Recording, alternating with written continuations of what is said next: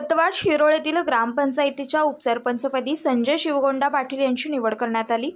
निवड सभेच्या अध्यक्षस्थानी सरपंच चंद्रकांत कांबळे होते। 1 वर्षाचा कार्यकाल संपल्यानंतर अकबर काले यांनी राजीनामा दिल्याने उपसरपंचपद रिक्त होते। यापदी सभागृहात निवड घेण्यात आली।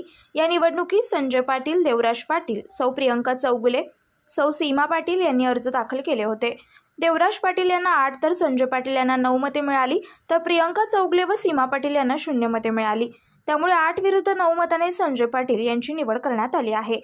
यावेळी गुरुदत्त, संचालक बबनराव चौगुले, सरपंच चंद्रकांत कांबळे, सुरेश पाटील, राजगोंडा पाटील यांनी मनोगत व्यक्त केली।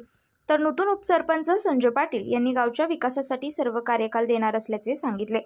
यावेळी बबनराव चौगुले, धन्यकुमार सिद्धनाळे, बाबासो शिंदे, एसी पाटील, सरपंच चंद्रकांत कांबळे, नूर काले, नाना नेजे, शब्बीर नायकवडे, राजगोंडा पाटील, सुरेश पाटील, कुमार पाटील, तेजस वराळे, लाला मांजरेकर, विजय घोरपडे यांच्यासह ग्रामपंचायत सदस्य उपस्थित होते।